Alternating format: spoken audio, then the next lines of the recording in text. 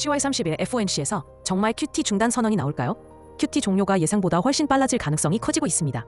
영레포는 바닥났고 지급준비금도 위험선에 근접했습니다.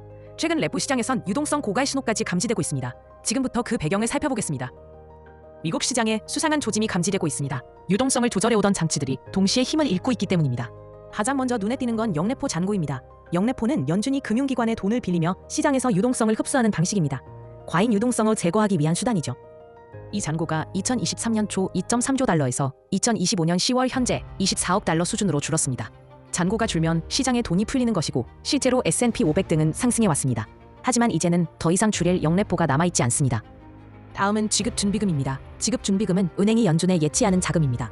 코로나 시기 대규모 양적 완화로 2021년에는 4.2조 달러까지 증가했습니다. 이 덕분에 자산시장엔 유동성이 넘쳐났고 증시는 고점을 경신했죠. 하지만 인플레이션이 급등하자 연준은 곧 QT로 방향을 틀었고 지급준비금은 3조 초반까지 빠르게 줄어들었습니다. 유동성 경색을 견디지 못한 은행들이 무너지기 시작했고 결국 2023년 SVB 파산 사태가 발생합니다. 그러나 그 이후에도 연준은 QT를 멈추지 않았고 대신 영레포 잔고를 줄이면서 간접적으로 유동성을 공급하기 시작했습니다. 하지만 이제 지급준비금도 3조 달러에 근접하며 마지막 유동성 버퍼가 거의 사라졌습니다. 여기에 지급준비금을 빠르게 줄인 또 하나의 요인이 있습니다. 바로 재무부의 일반 계정 TGA입니다. 7월 3천억 달러였던 TGA는 9월 버인세 납부 시즌을 거치며 8천억 달러까지 급증했습니다. 정부 입장에선 계좌에 자금이 쌓인 것이지만 그 돈은 민간의 예금에서 빠져나온 것이고 지급준비금도 함께 줄어들게 됩니다. 결국 RRP 고갈, 지급준비금 축소, TGA 확대까지 겹치며 시장 유동성은 급속히 말라가고 있습니다. 결국 10월 15일 파월 연준 의장이 입을 열었습니다. 지급준비금이 일정 수준 이하로 떨어지면 QT를 중단할 수 있다고 밝혔습니다. 공식적인 수치는 아니지만 연준 이사들의 과거 발언과 SVB 당시를 고려하면 내부 기준선은 2.8조에서 2.9조 달러 사이로 추정됩니다.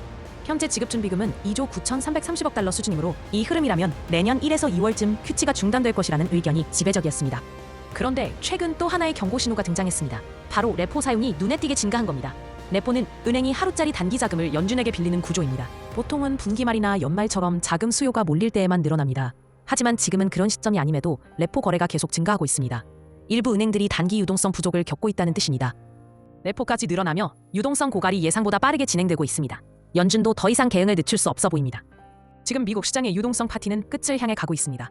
RRP는 고갈됐고 지급준비금은 한계선에 도달했으며 레포 시장에선 유동성 경색 신호가 뚜렷해지고 있습니다.